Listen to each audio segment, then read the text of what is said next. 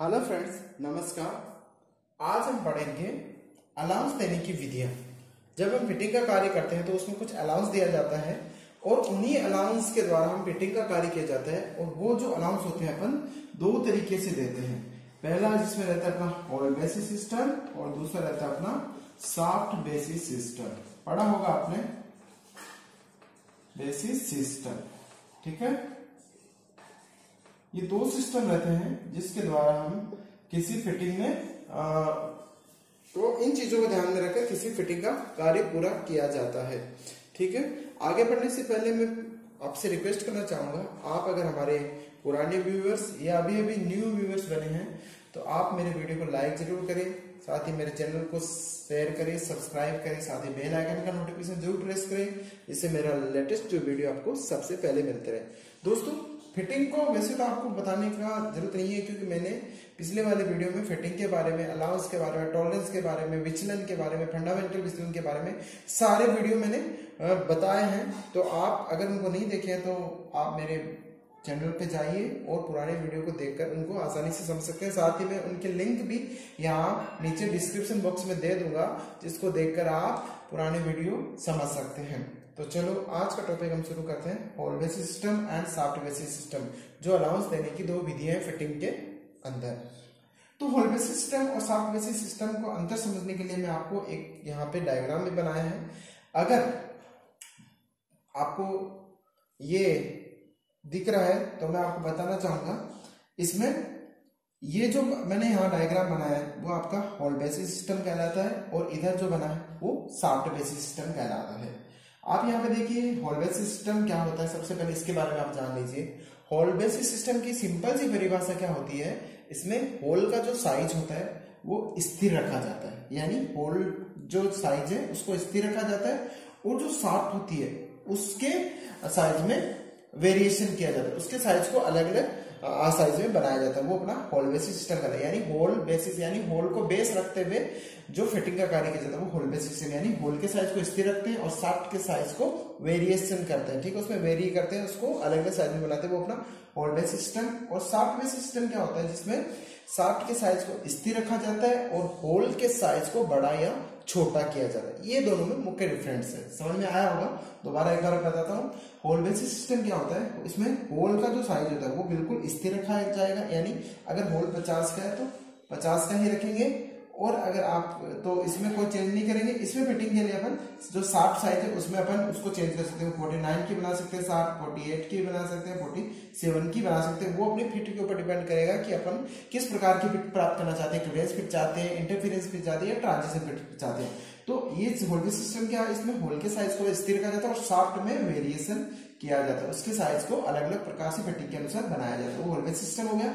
और soft basis system में क्या होता है, सॉफ्ट बेसिस सिस्टम में क्या होता है, सॉफ्ट के साइज को स्थिर रखा जाता है। जैसे सॉफ्ट 50 की हो गई, अब होल के साइज को आप वेरिएशन करोगे। होल एक ही साइज फिटिंग करने के लिए आप होल के साइज को इससे बड़ा भी कर सकते हो, 51 का बना सकते हो, 48 का बना सकते हो, 47, यानी जो होल पे वेरिएशन करेंगे इसमें सॉफ्ट बेसिस में सॉफ्ट को स्थिर रखा जाता है और होल में होल बेसिस में होल को स्थिर रखा जाता है। ये मुख्यतः इनमें दोनों में डिफरेंट होता है, ठीक है। मैं आशा करता हूँ आपको ये समझ में आया होगा। आप इसको दोबारा सुन के भी समझ सकते हैं कि दोनों में मुख्य अंतर होता है। चलो इस डायग्राम के माध्यम से अपन पहले हॉल बेसिस सिस्टम को समझते हैं। यहाँ पे आप देख रहे हो, ये जो भाग देख रहे हो ये पूरा आपका हॉल बेसिस सिस्टम है, ठीक है। हॉल बेसिस सिस्टम होता है। तो हॉल बेसिस सिस्टम में क्या होता है मैं आपको बताऊं, जो होल है वो एक फिक्स साइज का होगा, इसमें जो इसका जीरो रहता है वो एक फिक्स बेस साइज होगी इसकी, ठीक है। इसको स्थिर रखा जाता है, ये मिनिमम में हमेशा स्थिर रहता है, ठीक है। इसकी मिनिमम साइज में जो इसका बेसिक साइज है वो हमेशा स्थिर रहेगा और जो सॉफ्ट होगी उसमें आपको वेरी करना पड़ेगा, उसको आप चेंज करना पड़ेगा फिटिंग के अनुसार। जैसे यहाँ पे आप देख रहे हो इसमें काफी गैप है होल और सॉफ्ट के बीच में, ठीक है। तो ये आपकी क्लियरेंस फिट होगी। अगर मैं सॉफ्ट का साइज थोड़ा यहाँ तक बढ़ा दूंगा तो ये इंटरफेरेंस फिट, अगर थोड़ा सा और बढ़ा दूंगा ये ट्रांजिशन सॉरी इंटरफेरेंस फिट हो जाएगी। और इस तरह अपन इसमें होल के साइज को स्थिर रख रहे हैं और सॉफ्ट के साइज को घटा बढ़ा रहे हैं, ठीक है। ये होल बेसिस सिस्टम हो गया। और इसमें जो होल का जो मिनिमम साइज होता है वो इसका बेसिक साइज होता है, इसे यानी होल का जो मिनिमम साइज है वो इसका बेस कहलाता है। ये ध्यान रखने वाली चीज है। अब चलो सॉफ्ट बेसिस सिस्टम को समझते हैं। सॉफ्ट बेसिस सिस्टम में क्या होता है, शाफ्ट का जो मैक्सिमम साइज होता है उसको बेसिक साइज माना जाता है, और होल का जो साइज होता है उसमें वेरिएशन किया जाता है। यहाँ पे देखो दोनों में डिफरेंट दिख रहा है। यहाँ मैंने इसमें होल का मिनिमम साइज को बेस लाइन माना, और यहाँ पे मैंने शाफ्ट के मैक्सिमम साइज को बेस लाइन माना। यानी इसमें कोई चेंज नहीं होगा, शाफ्ट में होल में चेंज होगा, और इसमें होल में कोई चेंज नहीं होगा, शाफ्ट में चेंज होगा। यही मुख्यतः इन दोनों में डिफरेंट होता है। ठीक है, समझ में आ गया होगा। यानी होल के साइज को स्थिर रखेंगे होल बेसिस सिस्टम में, और शाफ्ट में वेरी करेंगे, और शाफ्ट बेसिस सिस्टम में शाफ्ट को स्थिर रखेंगे और होल में वेरिएशन करेंगे। ठीक है, इसको चलो एक दूसरे उदाहरण से भी आपको मैं समझाता हूं कि इसको आप कैसे समझ सकते हैं।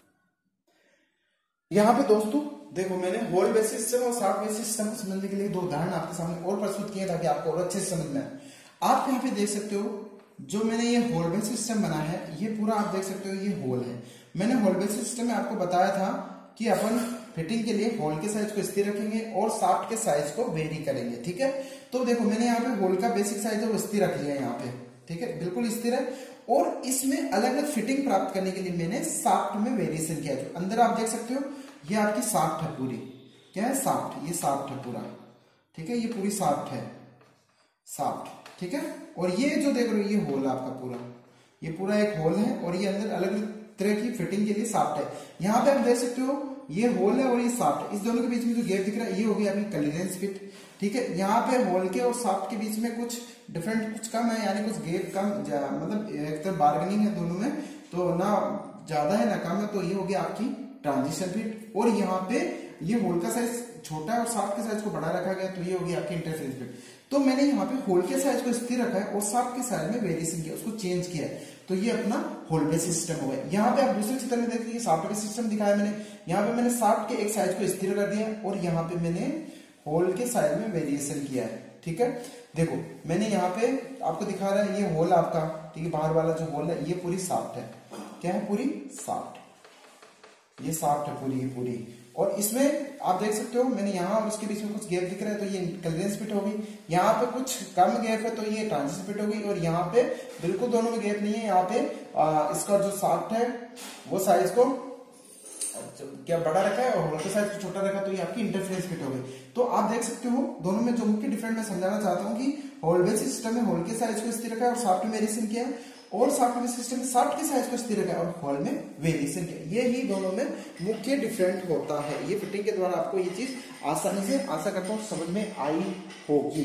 ठीक है, अब आप इंडस्ट्री में पूछोगे कि सर अपन होल बेसिस सिस्टम को ज्यादा इंपोर्टेंट दें कि शाफ्ट बेसिस सिस्टम को ज्यादा इंपोर्टेंट दी जाती है, तो मैं आपको बताना चाहूंगा कि इंडस्ट्री में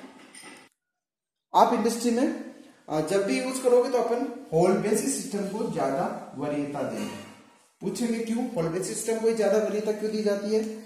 क्योंकि इसका एक मैं उदाहरण के द्वारा आपको समझा सकता हूं। ठीक है, मान लो कोई आपका ये एक जॉब है, ठीक है, इधर तो शायद दिख नहीं रहा होगा, मैं बता देता हूं। एक कोई इस प्रकार का आपका टूल है, ठीक है, इसमें आपको यहाँ पे होल बेसिस सिस्टम क्यों इंपोर्टेंट है वो बता रहा हूं मैं। एक होल करना है, ठीक है, होल करना है आपको यहाँ पे। अगर आपको यहाँ पे इसमें होल करना है, जैसे कितना 80 mm का, 86 का करना, मान 86 mm का इसमें एक होल करना है। ठीक है, 86 का जब होल करोगे आप, तो सबसे पहले क्या करोगे आप 80 mm का ड्रिल ढूंढोगे। ठीक है, 80 mm का ड्रिल ढूंढोगे, तो 80 mm का जब आप उसमें ड्रिल ढूंढोगे, तो आपने 80 mm का ड्रिल ढूंढा, तो इसमें आपने 80 का तो ड्रिल कर दिया। अब आपको 6 mm का और बढ़ाना, तो इसके लिए आप क्या करोगे, उसको लेथ मशीन पे लेके जाओगे, फिर लेथ मशीन में बोरिंग के द्वारा आप फिर इसका साइज को बढ़ाओगे, तो फिर 86 होगा। यानी होल को वेरिएशन करने में काफी ज्यादा टाइम मिलता है, मास प्रोडक्शन रुक जाता है। तो अगर होल बेसिस सिस्टम आप अपनाओगे तो अपन क्या करेंगे, इसमें होल के साइज को एक फिक्स स्थिर रख लेंगे, इसमें कोई वेरिएशन नहीं करना पड़ेगा। ठीक है, एक होल के साथ, और शाफ्ट को अपन मशीन पे, लेथ मशीन पे एक बार में लगा के जो अपन को साइज चाहिए वो तुरंत ट्रेनिंग करके माध्यम से आसानी से फटाफट बना सकते हैं। तो अपन होल में जब वेरिएशन करेंगे तो अपन को काफी टाइम लगता है, यानी इक्विपमेंट, अलग अलग इक्विपमेंट की आवश्यकता होती है। और जो शाफ्ट बेस सिस्टम होता है उसमें क्या कहते हैं, शाफ्ट को स्थिर रखा जाता है और होल को वेरिएशन किया जाता है, तो ये काफी महंगा पड़ता है। तो होल बेस सिस्टम जब अपनाएंगे तो होल को एक बार में अपन एक ही साइज का बना लेंगे और शाफ्ट को तुरंत एक ही बार में ट्रेनिंग कर सकते हैं, परंतु होल को बनाने के लिए अलग अलग अपन को टूल्स की आवश्यकता रहती है। इसलिए अपन होल बेस सिस्टम को वर्कशॉप में ज्यादा इंपोर्टेंस दी जाती है। ठीक है, तो मैं आपको यहाँ पे ये फिटिंग, ये दोनों मुख्यतः अंतर मैंने आपको समझा दिया यहाँ पे। और अब मैं आपको यहाँ पे एक उदाहरण दूंगा जिसके माध्यम से अपन समझेंगे कि ये फिटिंग में किस प्रकार से काम करता है। मैंने पिछले वाले वीडियो में भी ये जो मैं बता रहा हूँ वो मैंने आपको बताया है। देखो, जब आप फिटिंग करोगे तो मैं A2 जो H होता है, A2H स्मॉल h, ये हमेशा क्लीयरेंस फिट होती है। कौन सी फिट? क्लीयरेंस फिट के लिए होता है स्मॉल A2H, ठीक है। फिर स्मॉल J से स्मॉल n तक जो होती है वो आपकी ट्रांजिशन फिट होती है, ट्रांजिशन फिट के लिए रखा जाता है। और आपकी P से लेकर स्मॉल z तक जो रहता है वो आपका इंटरफेरेंस फिटिंग कहलाती है। ये मैंने बताया पिछले वाले वीडियो में, सब समझाया अच्छे से, ठीक है। इंटरफेरेंस फिट होती है। जब आपको ये सब चीजें दिखे कि यहाँ ये स्मॉल अक्षर भी दिख रहा तो आप तुरंत बता सकते हो उसको देख के कि ये वाली फिट इसके अंदर दी गई है, ठीक है। जैसे मैं आपके सामने एक उदाहरण देता हूं, ठीक है। उदाहरण आपका 60H7G6, ठीक है, ये मान लो। तो जो 60 रहेगा वो आपका क्या कहलाता है? वैसे बेसिक साइज, बेसिक साइज कहलाता है। ये मैंने पिछले वाले वीडियो में भी समझाया है। H है वो क्या है आपका? H जो हमेशा कहलाएगा वो आपका फंडामेंटल विचलन कहलाएगा, फंडामेंटल डिवीजन, फंडामेंटल डिवीजन किसके लिए? H कैपिटल है तो ये होल के लिए होगा, ठीक है। और ये क्या है? टॉलरेंस ग्रेड, टॉलरेंस ग्रेड है ये। और ये G क्या है? ये फंडामेंटल डिवीजन किसके लिए? स्मॉल g, इसलिए 60 के लिए फंडामेंटल डिवीजन है, किसके लिए? 60 के लिए, ठीक है। तो यार ये 7 क्या है? Tolerance grade, grade. ये चीजें इंपॉर्टेंट रहती है। ये क्वेश्चन आपके सामने जरूर पूछा जाता है कि क्या क्या प्रदर्शित कर रहा है। तो ये 60 जो बेसिक साइज होता है, होल या 60 दोनों का। H होता है वो फंडामेंटल विचलन होता है, जो आपको मैंने बताया है कि होल के लिए हमेशा कैपिटल AB का अल्फाबेट रखा जाता है ABCD के, और जो 60 है उसके लिए हमेशा स्मॉल ABCD के अक्षर रखे जाते हैं। पिछले वाले वीडियो में आप देखोगे आपको पूरा समझ में आ जाएगा। और जो ये आप डिजिट देख रहे हो न्यूमेरिकल, ये होता है आपका टॉलरेंस ग्रेड, जो IT 01 से लेकर IT 18 तक होता है, IT 0 से लेकर IT 18 तक होता है। ये आपके टॉलरेंस ग्रेड होते हैं, ठीक है। इस प्रकार से अपन टॉलरेंस ग्रेड को निर्धारित कर सकते हैं। अब मैं आपको बताऊंगा कि जो टॉलरेंस ग्रेड होता है उसको कैसे कैसे यूज कर सकते हैं। तो उसके बारे में मैं एक छोटी सी जानकारी आपको यहाँ और दे दे रहा हूँ साथ ही, कि टॉलरेंस ग्रेड होते हैं मैंने आपको जो बताए हैं पिछले वाले वीडियो में, देखोगे आपको समझ में आएगा। जो टॉलरेंस ग्रेड होता है मैं बता देता हूँ, तो IT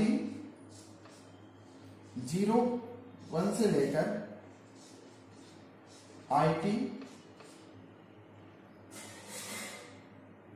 0 जो होता है वो हमेशा प्लग गेज,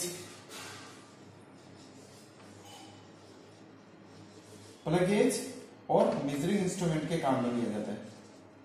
मेजरिंग इंस्ट्रूमेंट में हमेशा ये ग्रेड दिया जाता है। दूसरा IT आपका IT 01 से IT 4 तक आपका प्रेसिंग, उसमें प्रेसिजन मेजरिंग इंस्ट्रूमेंट में, यानी प्रेसिजन जो मेजरिंग इंस्ट्रूमेंट उसमें एक टॉलरेंस ग्रेड दिए जाते हैं। फिर IT 5 से लेकर IT जो आपका 7 है वो आपके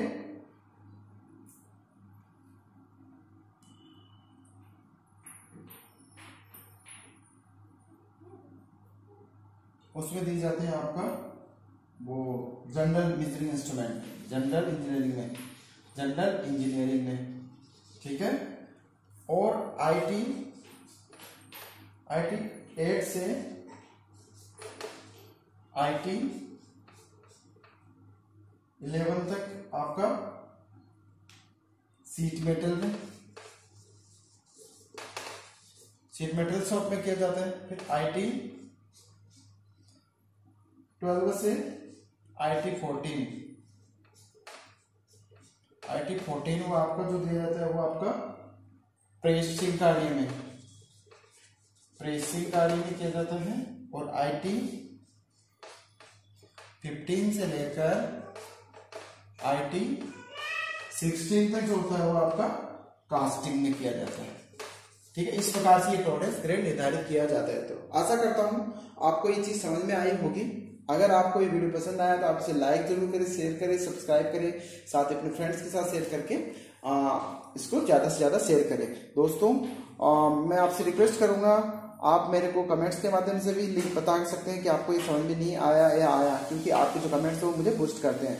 तो दोस्तों मिलते हैं अगले वीडियो के साथ, तब तक के लिए नमस्कार, बाय बाय।